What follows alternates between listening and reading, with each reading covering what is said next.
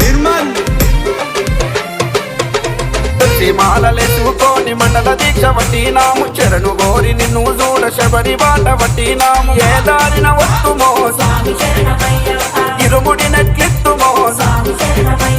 పాదయాత్ర చేతుమో పాపము తొలగించవో